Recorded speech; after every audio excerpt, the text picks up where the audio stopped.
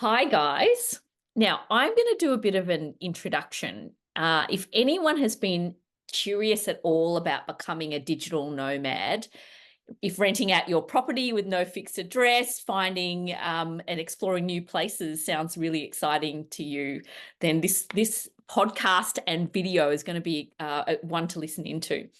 Now, with so many companies still supportive of fully remote working, as long as you've got a computer, a great internet connection, traveling and working can definitely be a reality with a bit of preparation, good relationship with your workplace, and a flexible attitude. So, how can we make this a reality? To answer that question and give you a bunch of tips for preparation, expecting the unexpected, finding great internet in the outback, I have Matt and Jen here, two people who have been traveling and working for the last 18 months. Is that right, guys? Yeah. Close to? Yeah. With a van around Australia. So, hi, Jen. Hi, Matt. Welcome. Hi. Thank you for having us. Yeah. Awesome to have you. So, firstly, tell me, where are you right now? So we're in a little country town in Western Australia called Bridgetown. It's 3 hours from Perth. It's lovely. There's like autumn trees here. We're by the lake. We're actually house sitting at the moment, so it's a nice break from the van. Yeah. Oh, fantastic. That is a good contrast. So, why don't you first tell me a bit about yourselves, your career background, and where you're from? Yeah, so I'll go first. I'm Jen. I grew up and have lived in Sydney all my life. I've been in marketing, so I first started out my career in Telstra. So I worked in the graduate program. I did a couple of years after that in the digital team, so I worked on their websites. Then I went on to work for Citibank, also in the marketing team. Was there for about a year, and then I joined Athena Home Loans in their marketing team. I was the first person to join their team, so it was quite fun. Like, joined before they launched their product, and I met Matt there. Yeah. Yes, I'm Matt. I'm originally from Poland. I moved to Australia around 10 years ago. I'm a software engineer. My first proper job in Australia was working for Apple, localizing their website for the APAC region. Then I joined Athena Home Loans, met Jan, and also since the beginning of our travels, I got a job. I was working for Home. It's a Sydney-based startup. And they offered me a part-time remote gig, which was perfect for what we're looking for. Awesome. Thank you for sharing your backgrounds. Why don't you just start with where you've been traveling? What have you been doing for the last 18 months? The last 18 months, a lot has happened. I think so. We started our trip in Sydney. We drove straight towards Melbourne. We get on a ferry crossed towards Tasmania. We spent 3 months in Tasmania, then 4 months in South Australia. We drove north through the outback towards Northern Territory, where we spent another 4 months, and then another month traveling through Queensland down to Sydney. We had a bit of a pit stop there, just to attend some friends' weddings, take off some personal stuff, and then we drove straight to South Australia, crossed the Nullarbor, and we've been in WA for the last 6 months. Yeah. Wow. So kind of like a figure eight. We're doing Australia. Yeah. Normally people do it in a loop, like a lap, but we've Yeah. kind of done it, in a different. It was exactly. Sounds amazing. So maybe let's get into your headspace. How long had you been planning this trip before you actually got started? Tell us about your preparation and what you were thinking. So I guess when we first, I got inspired by van life through my friend. This was during COVID. I remember she quit her corporate job. She was working at Macquarie Bank, and she just quit during COVID, bought a van and traveled around Australia. And I traveled with her for a couple of days, about a week in Tassie. And I was like, wow, this is amazing. So I think then it planted a seed in my head that this life is available for everyone. And if we have internet connection, we can actually work. So I kind of talked about this to Matt, and I think he got excited. He'd never done van life, but I think I kind of talked him into it. So I think that was about a year, I think, of kind of talking about it. Then our friends actually bought a van and they were selling it, and we were like, oh, this might be the time to do it. And I guess in preparation for that, we watched a lot of YouTube videos. We watched so many things, too many hours of YouTube videos of van setups, how we can still work, like have a comfortable office setup, what our internet connection would look like, how much electricity we needed. So we started planning all of that. We had a big kind of Notion page to plan all our things. So I guess once we decided to buy the van, everything else kind of came quite easily. We sold a lot of things, managed to convince mum and dad to give a room for storage, a spare room to put all our stuff. We had a 2-bedroom apartment in Sydney, so we had to declutter, put everything on Marketplace. I think there were people rocking up at our place like every single day to buy stuff. Yeah, so then in terms of the work side of things, do you want to talk about that? Yeah, I think you covered the internet. Obviously, for working, the internet was a big one, so we need to figure out how much internet we need, where we're gonna travel. And we were very lucky because the van we bought actually has it kind of converts from sleeping space to like a living area. So this basically allows me to have like normal office setup with 2 screens and everything. And Wow. so yeah, it worked really well. It worked well, yeah. In terms of work-wise as well, we originally had planned to have a agreement with our employer at the time. So we both arranged that we did part-time work remotely. But unfortunately, a month before we started the trip, they went through a big restructure, so they couldn't offer that arrangement to us anymore. So we were able to work full-time up until like pretty much the day we left, which was really nice. So we still had income and we saved a bit for that with that money. And then in the meantime, Matt had found a part-time job with the Sydney startup, Own Home. And then I had a bit of contracting work with, for marketing. Yeah. So we kind of set off with work. And also we considered not finding a job. There was a period of time of thinking, oh, maybe we can just use our savings and just see how long we can go for. But we wanted to have some sort of comfort. We didn't want to worry too much about how long the trip's gonna be, because especially like now we are in WA. If we wanted to end the trip short, it's still a few days of driving back to Sydney. Like it's not that close. So we wanted just to have this sort of like comfort, peace of mind. That if something happens, we always gonna have a bit of more.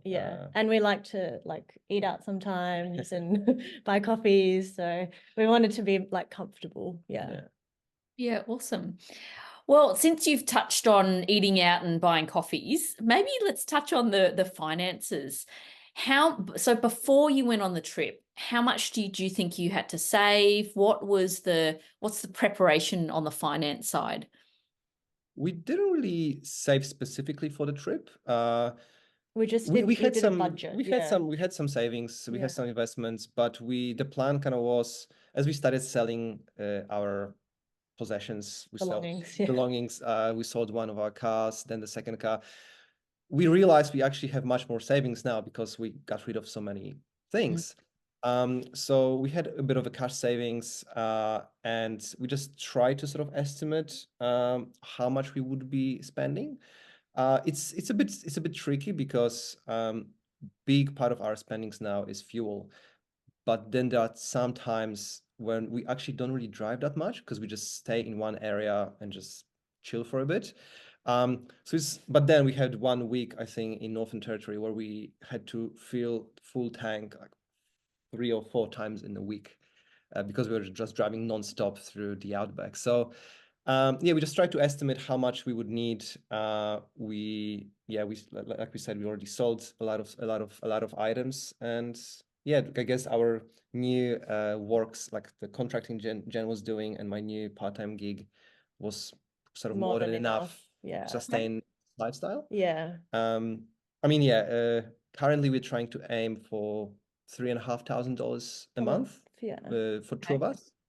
And it's totally fine. Like you know, if you compare it to Sydney, it's kind of ridiculous. Yeah, and I think we kind of did the budget, and we were looking at how much we were spending on rent and all the bills that we had.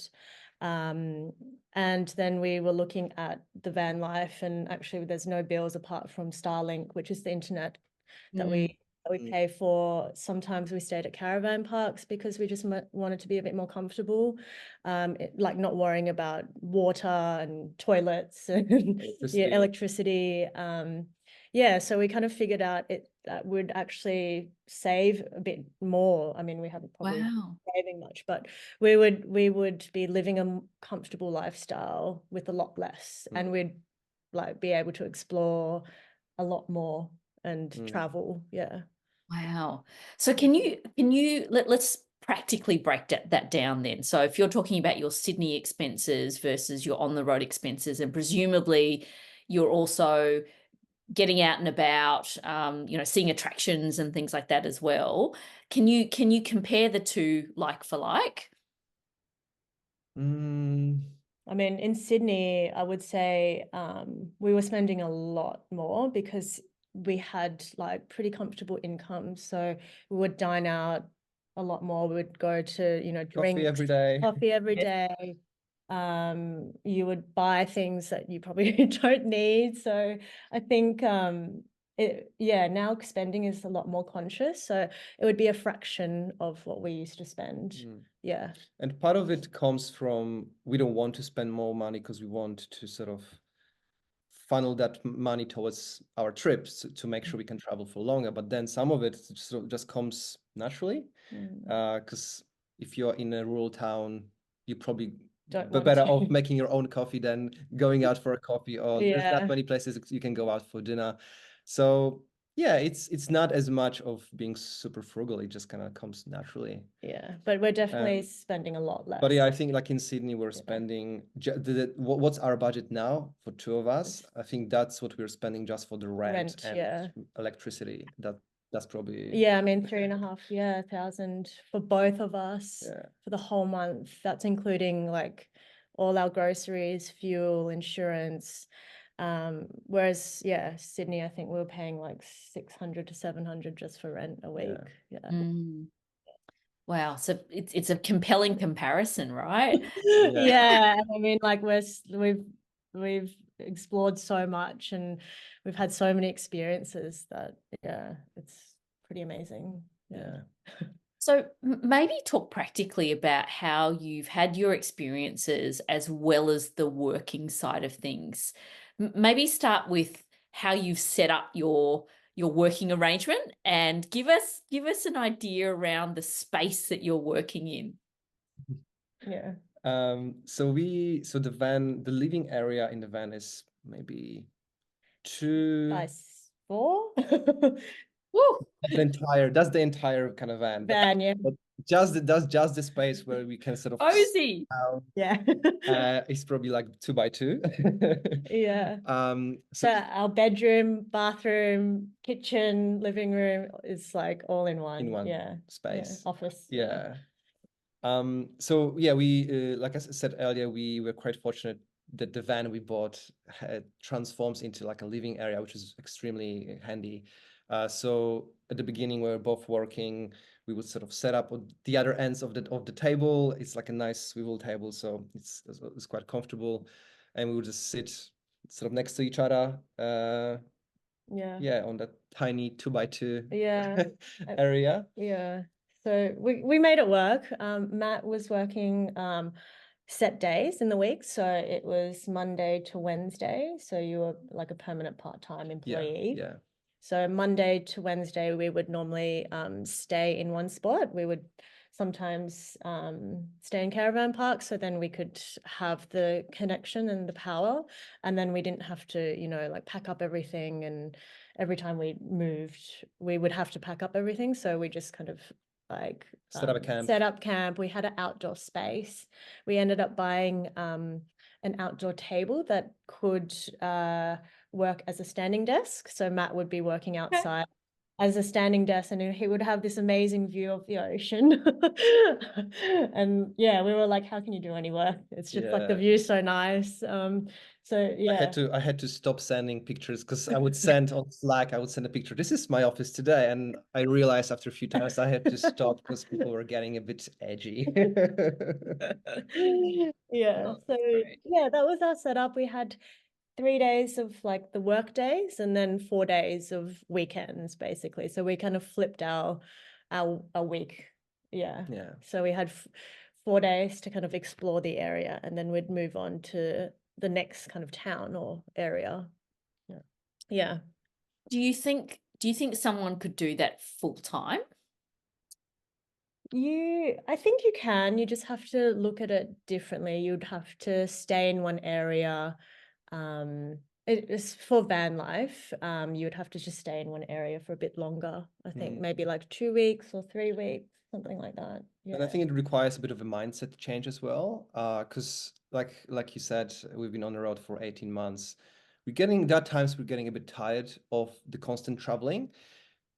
I know it sounds like a first world problem, but it's more so when you're traveling, you're exploring, you're going out, you're trying different activities. It is a bit tiring if you do, that's all you do in your free time. So I think if you wanted to do it full time, I think probably my advice would be to do it a tiny bit slower. Lower, yeah. So like Jen said, stay in one place for a bit longer. Don't rush to the next spot. Sort of just naturally move towards the place you want to get at some stage, Yeah. but But definitely don't rush. yeah, I mean, like we've met people that have been on the road for like 6 years. And that's their full-time living, and they work. I mean, some are digital nomads, some work in farms, and like they just move from job to job, but it's definitely doable if you just set yourself up and have that mindset. Yeah. Why don't you talk about internet connection? Because I can imagine it's pretty sketchy in the outback. Yeah. Yeah, you can talk about that. It's very sketchy. So because my work arrangement was 3 days a week when we started, so I was like, okay, we need to have internet that's reliable. We looked into the Telstra, the portable dongle things, but that even with Telstra, you don't really have a connection everywhere. And we realized it quite quickly, because even in Tasmania, there are some places where the connection was quite sketchy. So we looked into different options, and pretty much Starlink was the only option that was really reliable. So it's quite pricey. It's roughly $170 a month, but it's unlimited internet that's roughly 4 times faster than NBN in Sydney. So it's definitely worth the money, especially like with our situation. We had one person on a part-time salary, so it just made sense. It just made sense. If it was like both of us working part-time or both of us working full-time, it Definitely makes sense. definitely makes sense. Yeah. But it's pretty good setup. It's the dish it's not too big. It folds in automatically. It's all electronic. So you just take the dish outside, turn it on. It automatically Searches for the searches for the closest satellites, Yeah. adjusts its position. So it's just set and forget. You don't need to do really much. Yeah, I mean it's been really good. Like Matt games with it, so it's like really, really fast. It's funny because like we're in the middle of the outback and we have no reception on the phone. We can't make any calls, but when we connect to Starlink, it's just like it's so fast. Yeah. Wow, awesome. And then when you're actually working, how are you staying connected? How are you staying productive? What does that arrangement look like?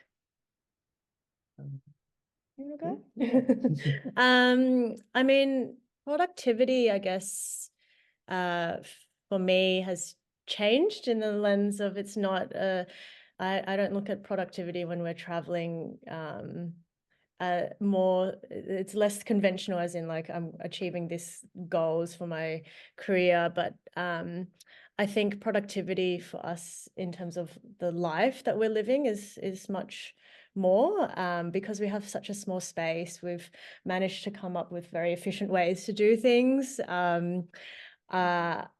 In terms of productivity in my own life, it's a lot of personal growth, and I've been doing a lot more yoga, doing a lot more reading, and exploring things outside of work that I enjoy, and it's kind of given me a lot more like energy and life. Yeah. In terms of you, Yeah. work-wise. Yeah, it's pretty much the same. I think big in terms of productivity, the big change for me that I had to change my mindset. So that was the first time for me working part-time, and I'm a bit of perfectionist, a bit of completionist. So if I don't finish something by the Friday afternoon, I'm gonna keep thinking about it throughout the weekend. So with working part-time, I had to set very strict boundaries and be like, okay, I cannot let myself spend another 2 hours working on that last thing you want to finish, because then it's kind of defeats the purpose of what we're trying to do. So I had to be extremely diligent with work in terms of trying to stay focused for longer and trying to smash everything I had to do in the working hours, so then I didn't need to worry about it outside of it, which was a bit challenging at first, because downsizing from working 5 days a week to 3 is great. Don't get me wrong, it's fantastic, but you also lose a bit of a context. So first aspect, remote work, you're not in the office at all, meaning there are some conversations in the office taking place you might miss. And also the part-time aspect, the 2 days a week, Thursday, Friday, I was not working. If there was a meeting on these days, there was big announcement on these days, sometimes I would not find out about it until a few weeks later. They're like, "Oh yeah, Matt, you're not on the meeting. We announced this thing," and I had no idea. So there was a few things I had to sort of change myself, and also change in terms of how I work with others in organization. Yeah. It's quite a switch, and it sounds like you have fundamentally changed or rewired the way you're approaching work and life, and almost it sounds like some of your values have shifted as well. How different do you think your life is now versus your life in Sydney? Quite different, like really different, I Completely think. different. Yeah. We've I mean, our mindset has expanded a lot. We've met a lot of like different people from all walks of life. So I think we've definitely kind of gotten out of the bubble, the city bubble, and we reflect a lot on that. Because I think when we're really busy in Sydney, there's actually no time to look inwards and kind of discover like what we like and how we connect with people. So I think this, like living this lifestyle, has kind of, not kind of, it definitely has slowed us down and made us appreciate a lot more things around us, and different ways of life. So yeah, it's definitely changed our perspective. Yeah. Wow, it's amazing.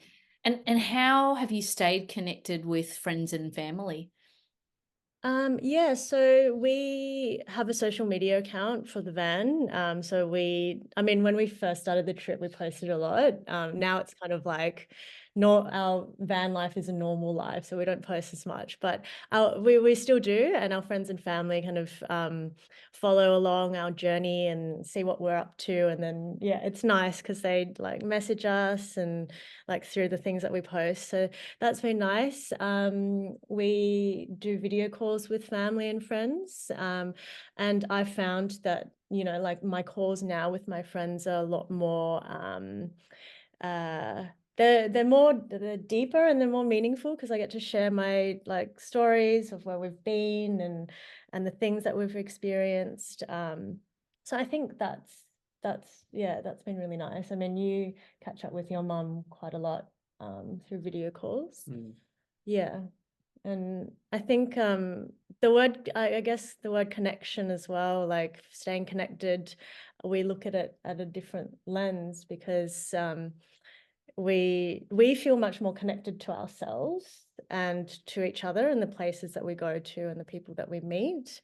So I guess disconnecting from the city life and the digital world in a way lets us really connect like to ourselves and other people more.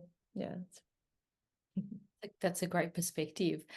I think on the flip side, the life that you're living as well can be quite isolating.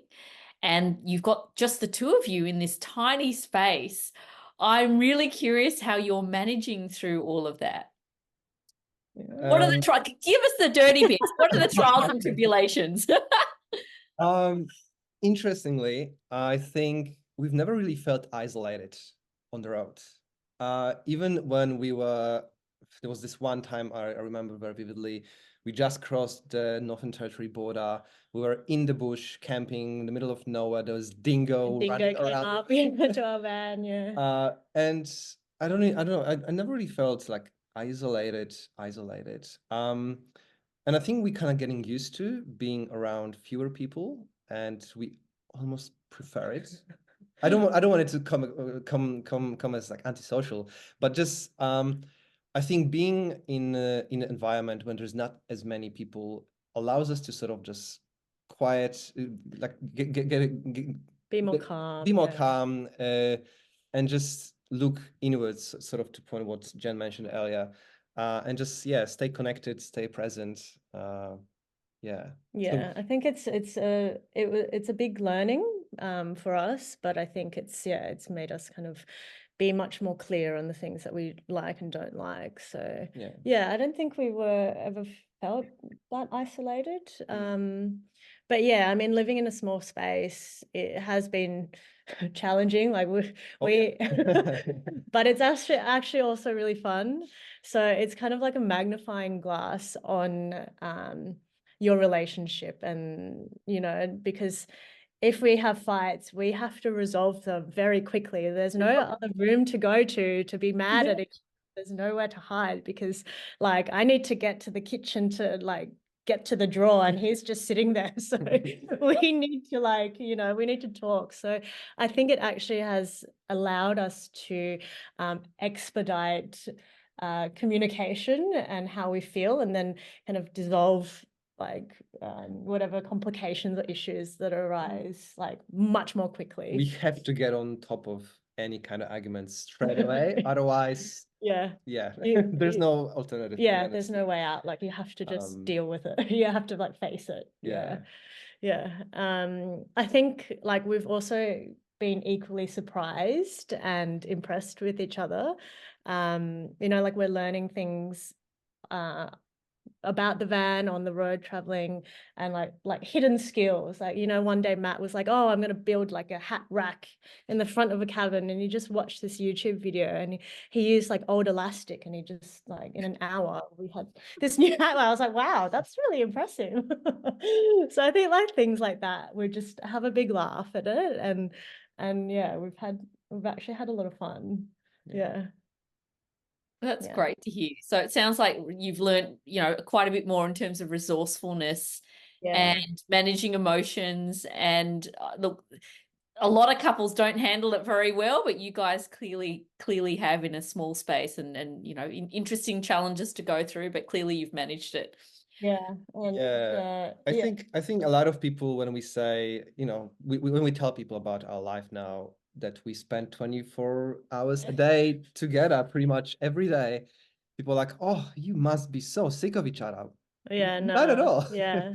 I think this is a perfect test for the relationship. And if anything, I think our relationship got stronger and deeper and more meaningful than ever, because like, I guess everything we mentioned already, like it just elevates the relationship to the next level. And we actually got engaged on this trip, so that's something. That's something. Yeah.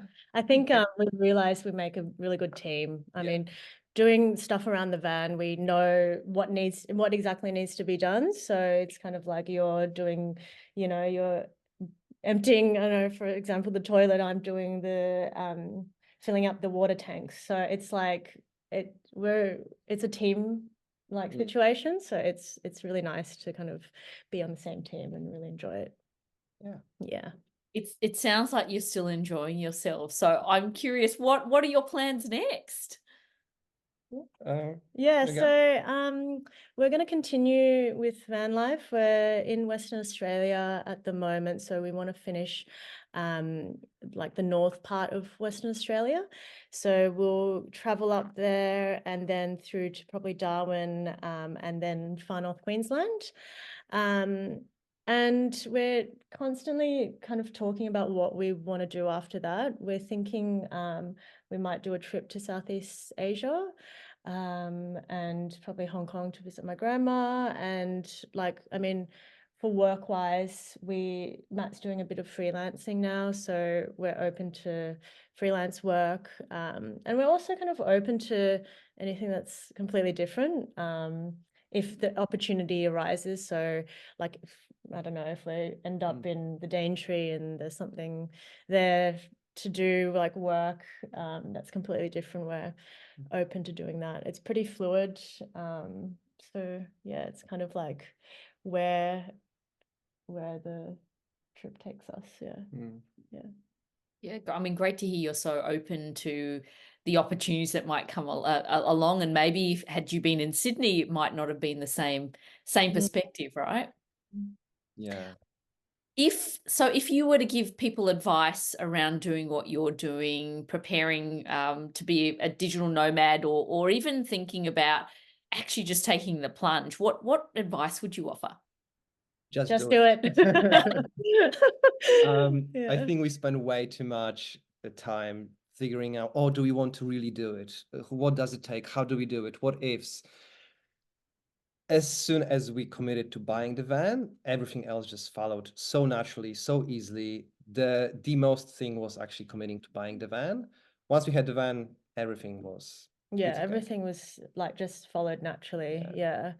And yeah, you kind of regret the things that you don't do. So we're so glad. Like we look back, and I mean, that's the hardest decision, was making the decision, like the hardest thing. Yeah. And I think for digital nomads wanting to do specifically that, I think the number one thing would be figuring out how much internet you actually need. Because, for example, now when I do some freelance work, I wouldn't need Starlink at all, because I can sort of do it on my own time, meaning we can just work around it, figure out where is the Wi-Fi hotspot we can stop by, work for a few hours, keep on driving. Go to a cafe. Go to a cafe, which we do it a few times as well. So I think so it doesn't necessarily mean getting the best, the most reliable internet. It's more so get what you need for your personal situation.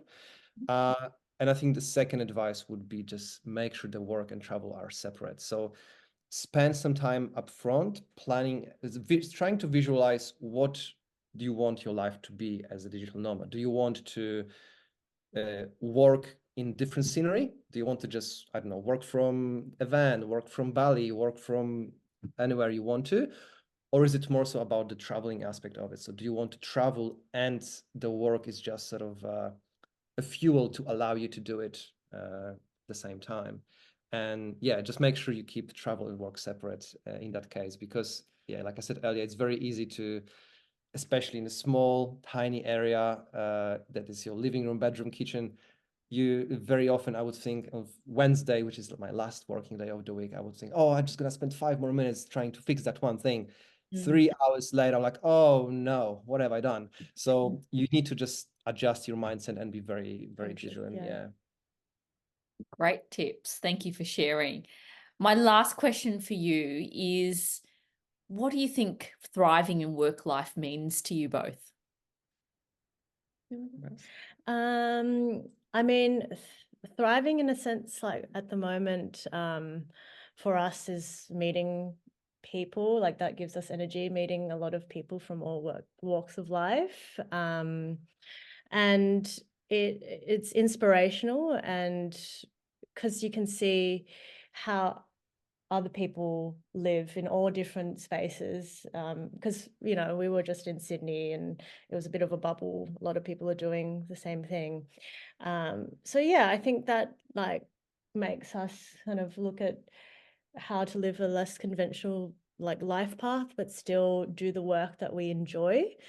Yeah, and I guess like for us, sharing our story and like inspiring other people makes us thrive. And you know, we've had a friend that has told us that they're moving overseas because they've seen what we've done. And that's really kind of nice to hear. And we also invite our friends to travel with us. So we've had like 2 friends come to WA. Not in the van, but they'll Well, come visit no, you. yes, In in the the van? van. We've got 3 seats in the Oh, van, wow. and we've got an extra tent. So we do quite a bit, like we do hiking. So we've got a tent, and so yeah, we had an extra person in the van with us Sleeping and in a tent. sleeping in the tent outside. So that was, yeah, that's been fun. Yeah. Yeah. And you know, like we get to share like how we live our life and how it's possible. And that keeps us thriving, I guess. Yeah. Yeah, and I think also the lifestyle itself, for me, it's like just this amazing fuel, because knowing that you can do it, knowing that, you know, doesn't matter where you are, if you have currently a job or not, you can just keep on going and exploring this world.